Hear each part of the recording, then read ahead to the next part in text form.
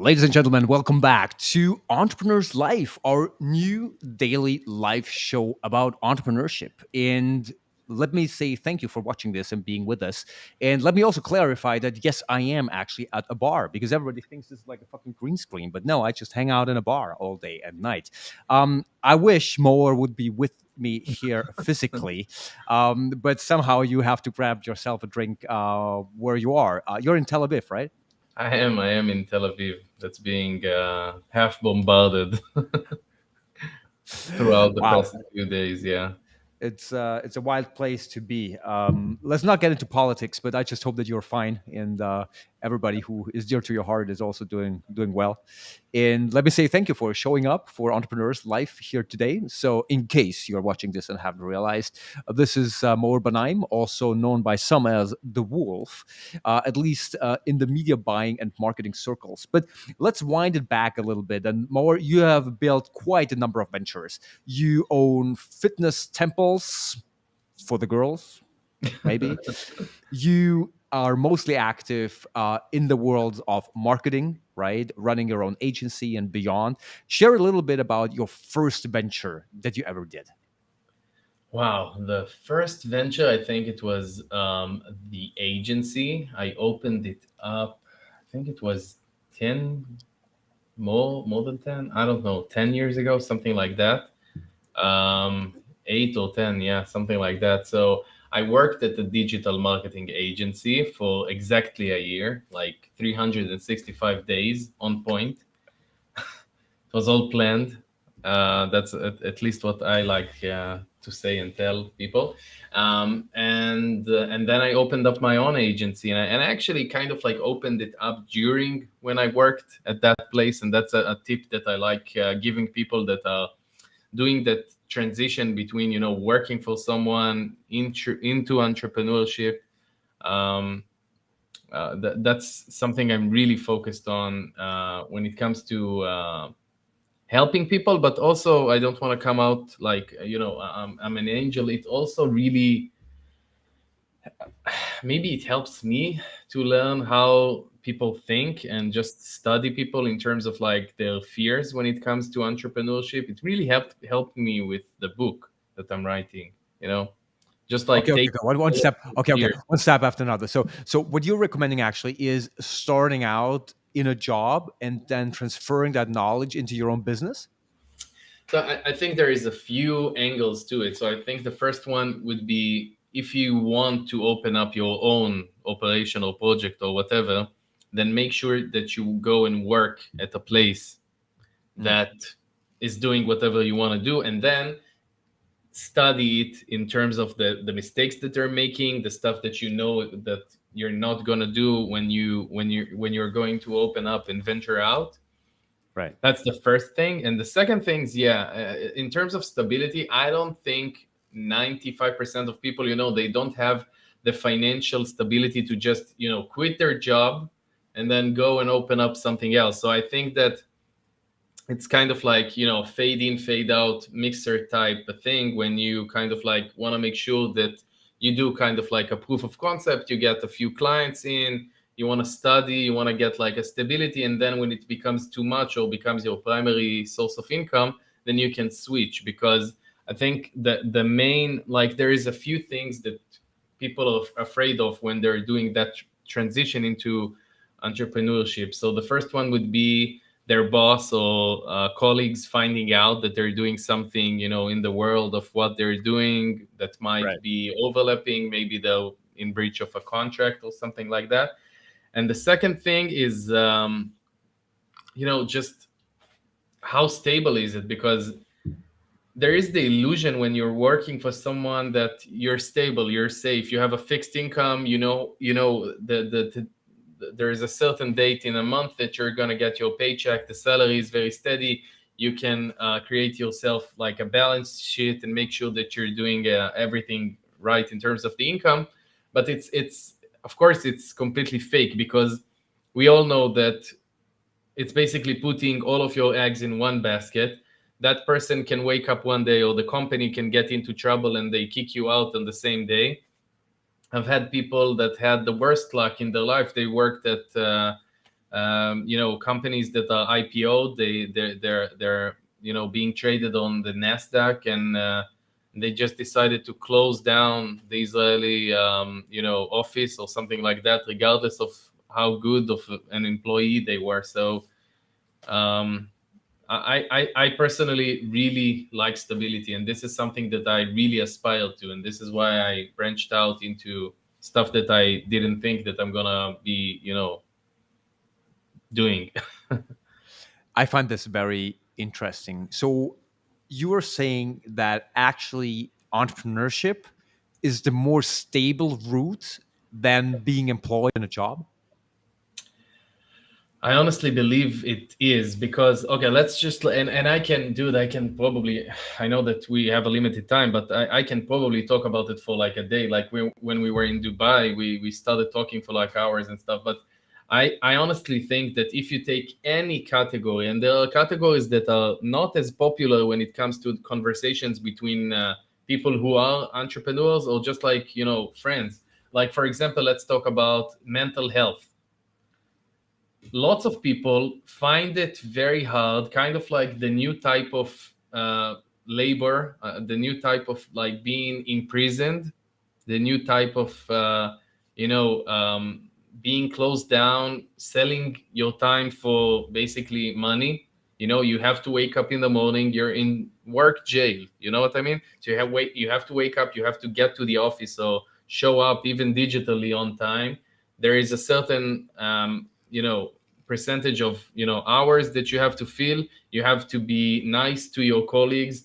You have to be, you cannot take any day that you want off. You cannot decide that you're working nights and you're sleeping through the days. So you're confined to a very specific, not a guideline, but like a set of rules where that place of employment tells you to do. So that in itself is very constraining, and also so for people like me, and I'm sure that there are a lot, when these people start working at the company, it's like they feel very sad, they feel depressed because they feel like they've sold their time. Someone owns them, they have a boss, they have someone that's controlling a big portion of their life. And another part to it is parenting. You're a dad, so you know how it is. I've had like friends that tell me, "Oh my God, kids are like the best," but the saddest thing is that I come back to them every night and they're asleep. So I get to see them weekends and I get to see them in the mornings, and that's it, which is devastating, dude. Like we talk about mental health, and it's such a big deal in this industry. Like the digital marketing industry is full of adrenaline, so it's like roller coasters. There are ups and downs. You launch a campaign, whether it's like a client that you have or an affiliate offer that you're running, you're making money. The same day you're starting to think and dream about Jason Ekative's yachts, about the mansion that you're gonna buy, about the Lamborghinis and the freedom that you're gonna have, you and your family. And the next day, the offer goes to shit, or the client leaves you, and you're like back to cutting cucumbers and onions at the kitchen to save $20 on a meal. So it's like it's ups and downs that I've seen throughout the 13, almost 14 years in the industry. I've seen some people that lose it, that Of they course. completely Of lose course. it. That's true. But I still find it interesting that you say, with all the ups and downs of entrepreneurship, it might still be the more stable option. But I guess it's really how you build it, right? A lot of entrepreneurs are delusionary, I guess, about the fact that nothing will turn out the way they plan it to be, right? Mhm. And then there is people who go all in and they risk it all. And there's other people who are more, well, careful, I guess, in their approach. And I'm not saying one is better than the other, but what I did hear from you is that you like to be a bit more on the safe side. And then for you, it is actually more stable, more secure, and obviously full of more choices than going the corporate Yeah. job route. So oh yeah, let me tell you two things. First of all, just like you said, this is a good disclaimer to start the conversation on this topic. It's so completely subjective. Someone Right. could feel and define stable as focusing on one thing, and another person can define it by doing 10, 10 things that are completely in different industries, different niches, different types of businesses.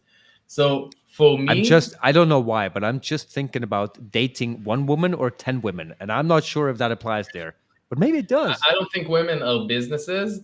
I understand what That's you mean. not what I said. No, That no, is no, not no, what I said. no, no, no, no, no. Okay, it came out of context, but I mean, like, I think that yeah, I understand the analogy here, but for me, if I look at the past 24 months, the two big things that I learned about myself, which were a complete game changers, because it's like, I think it's even the last 12 months. The first thing is, I always felt bad because people tended to tell me, okay, the shiny object syndrome, and focus on one thing, and stuff like that. And then on the other thing, every time I focused on one thing, I felt a void. I felt empty. I felt like, I work best when I have a time limit. I work best under pressure, and I work best when I have tens of things to do, so I have like the book that I'm writing, and I'm doing the consultations,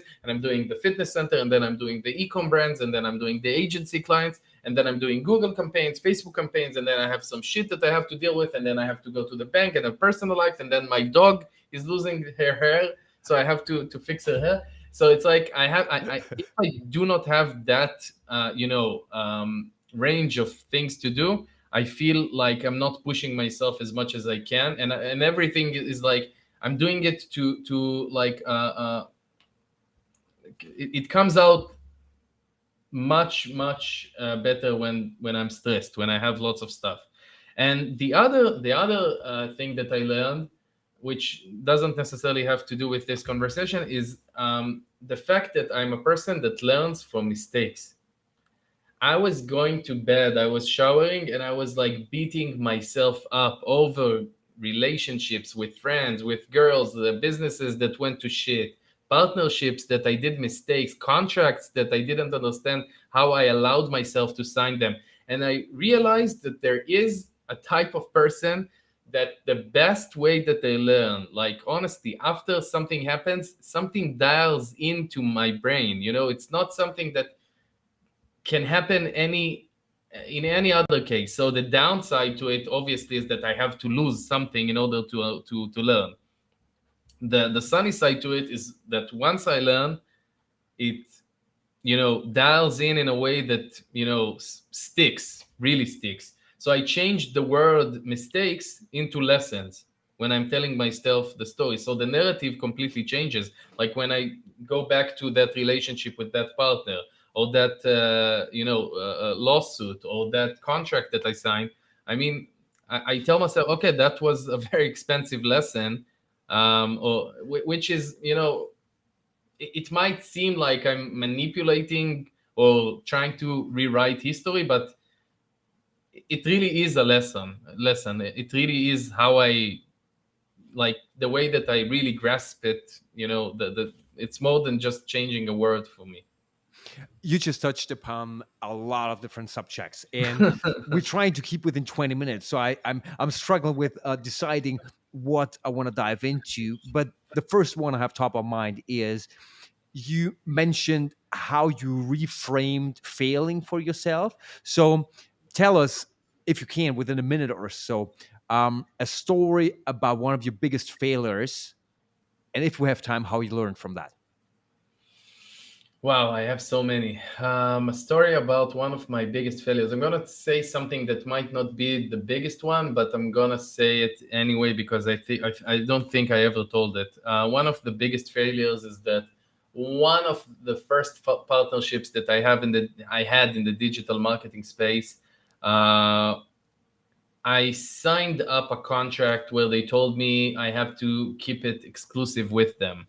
Meaning, even after I finished that campaign, which was in a very big industry, they had no patent. It was basically sending leads into, an affiliate network. But I still signed it. And once I realized it's a scam in terms of the contract, then I thought to myself two things. First of all, these people think in a very short term manner. They could have made so much money from this partnership if they were, more flexible and just more authentic, and the contract was more fair, and they wouldn't see people as like, how do we extract the most out of them, exploit them, and throw them out. And the second thing I did was I came to them and I offered them two options. I told them, listen, I'm gonna go over and breach the contract. I'm gonna go over it because I don't think it's You in told them, okay? stinking quote. Yeah, we have two options. The first option is that you're gonna waive it. You're gonna tell me, okay, you know what? Go ahead, do whatever you want. We're freeing you from the contract. Right. And in that case, we might work together in the future. I'm gonna see you at conferences. We're gonna shake hands. Everything is gonna be okay. The second option is that I'm still gonna breach the contract. I'm still gonna run these campaigns. You're gonna have a very hard time to prove it, and we're not gonna talk ever again. There's absolutely no chance we're gonna work. I'm gonna, completely ignore you. And they chose the second one, Okay. which was weird, but I still did it. I still ran that campaign. I made money. It never went to court or something like that, but it was still a mistake signing that contract. Now, if I see something like that, it raises a lot of questions regarding the potential relationship and the partnership or the joint venture. That's very true.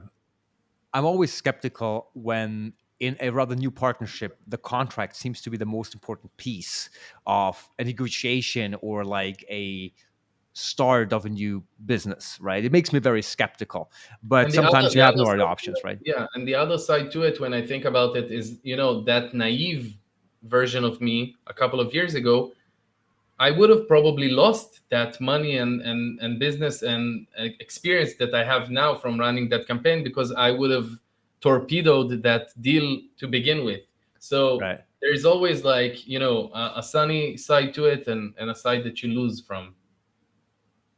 That's very very true. I mean, personally, I must say I'm very bad at contracts, but I'm trying to improve that. I'm just coming actually from my lawyer, so it's always things to improve in your Hopefully, business it's and how not you handle stuff. at another room at this bar. Well, I do like to hang out and be close with people who, well, are good to have around, right? So I might not say that I'm not drinking with lawyers. I mean, if it helps, right? Hmm. But yeah, that's a good point about trust also that you're raising here. I mean, sometimes you start a business or start a contract, you work with clients and you don't really know the people, and there's nothing wrong with that, right? But especially if you enter into a longer term relationship, then obviously you want to make sure that there's a level of trust and understanding, and you are aligned, so you can actually try to not get into the situations that you just described. All Yeah, right. so I mean, like, when I see people down at conferences, it's very interesting to see, like, for me, patterns really stick out. So I see how there is direct correlation between the age of the person or the number of businesses that they've gone through, and Yeah. how much they're been through stuff that they are very, very, either scared from doing new businesses, or very reluctant, or just they're very careful when it comes down to the contract. So there are people who got fucked so bad or so much that are so, their brain is right now, it's wired towards thinking, okay, how this could fuck me up, when, sometimes they make up things and interpretations just to, feed that part of them. uh, so it's interesting. It's interesting seeing that. But that also brings me back to what you talked about when it comes to mental health issues or at least challenges, right? Because I think generally in life, and this is especially important for entrepreneurs, it's always how you enter a situation. What's your framing, right? How is your mind set up? And I believe that it is extremely important for entrepreneurs to have a very positive mindset, which doesn't mean that you should be like an optimist and ignore a lot of the signs of something that might go wrong. That's absolutely not what I'm talking about. But in general, towards human beings, I'm happy to say that I see most people who are successful have a decent set of social skills and trust people and are getting better on how they work with Definitely. another human being. Not in every case, I agree. I but agree in many completely. It cases. goes hand in hand. And talking about patterns and correlation, I also see direct correlation between the digital marketing industry and the personal growth or personal development industry. Lots of people in this industry are into personal development because it Yeah, goes hand in hand. You have to do it. It's almost like our workout. So if you're like a soccer player, you have to work out on something. So it's like, so that's it's true. that's that. That's the It's true. workout. A lot of entrepreneurship is about the mindsets. You better work out your mind. Hmm. Hmm. Mm. Nice. We're over time already. I don't Yeah, understand how this can fly so fast. it Um, flew pretty fast. it is. Well, that's crazy. Let's continue this conversation at one of the upcoming conferences. I guess I'm going to see you in Barcelona in July. Yes, affiliate world. Definitely, I'm gonna be there in 2 months. Perfect. Oh yeah, that's in 2 months already. All right, that's perfect. If anybody watching this, if you guys are coming to Affiliate World in July, Maor, myself, and a lot of other guests that I have here on the show are gonna be there. So Mhm. ping us. Let's meet up there. Also, of course, please follow my channels for more episodes of Entrepreneur's Life. And with that said, thank you very much, Maor. Always a Thanks big for pleasure having me. speaking with you. And thanks for touching upon a couple of very interesting points. I'm gonna rewatch this episode for sure and take some good notes from it. Thank you very much, more. Thank you so much.